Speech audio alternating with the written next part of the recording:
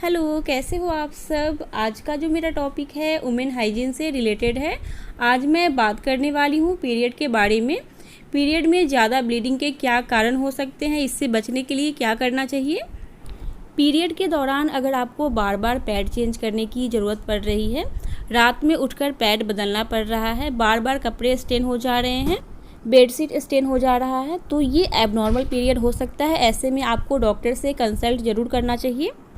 Normally क्या होता है कि पीरियड के पहले 2 दिन ज़्यादा ब्लीडिंग होती है, फिर तीसरे और चौथे दिन कम हो जाती है। लेकिन अगर आपको ज़्यादा ब्लीडिंग होने लगे तो फिर ये एबनॉर्मल पीरियड हो सकता है। आपको डॉक्टर से कंसल्ट करना चाहिए, नहीं तो फिर खून की कमी, एनीमिया, कमजोरी, थकान, चक्कर, इरिटेशन और कई सारे प्रॉब्लम हो सकते हैं। तो इसको लाइटली ना ले, तुरंत गाइनो से कंसल्ट करें। एक नॉर्मल पीरियड 28 दिन पर आती है।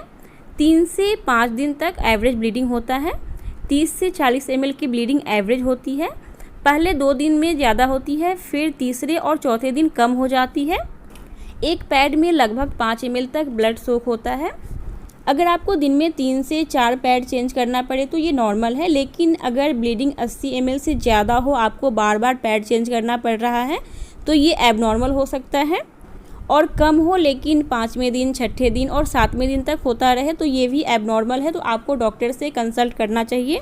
एबनॉर्मल पीरियड के कारण आपकी यूट्रस में भी प्रॉब्लम हो सकता है।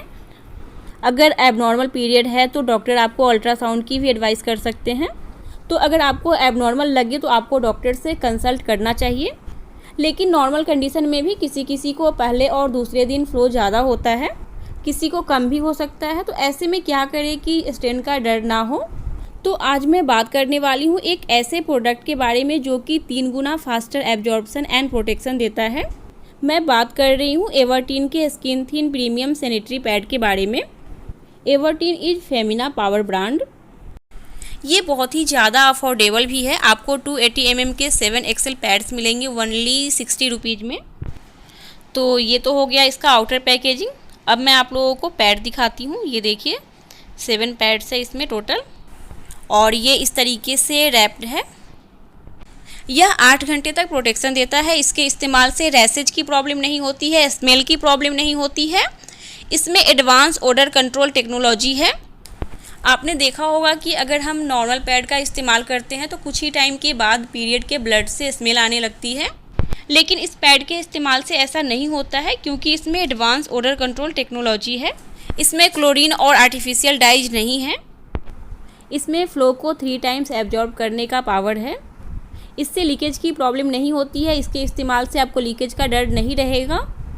एक और बात, ये कोई नॉर्मल सैनिटरी पैड नहीं है, यह प्रीमियम सैनिटरी पैड है। और यह नॉर्मल की तरह मोटा और बल्कि नहीं है, पतला सा है और फील भी नहीं होता है कि आपने कुछ लगाया भी है। अगर हम नॉर्मल सैनिटरी पैड यूज करते हैं जो कि मोटा और बल्कि होता है, तो अगर हम जीन्स या कोई टाइट कपड़ा पहनते हैं तो उसमें सैनिटरी पैड का शेप दिखता है, लेकिन यह स्किन थिन है तो इसमें शेप नहीं दिखता है। ये बहुत ही पतला है, लेकिन इसका काम उससे भी ज़्यादा बढ़िया है। यह एंटी रैसेज है, एंटी टैनिंग है। अगर हम नॉर्मल पैड का इस्तेमाल करते हैं तो पीरियड के बाद हमारे स्किन में रैसेज हो जाती है, टैनिंग हो जाती है, लेकिन इसके इस्तेमाल से ये सब नहीं होता है। तो आपको भी इसे ट्राई करना चाहिए। और अगर आप इसको परचेज करना चाहते हैं तो इसका परचेज लिंक मैं नीचे डिस्क्रिप्शन में शेयर कर दूंगी, चेक कर लीजिएगा।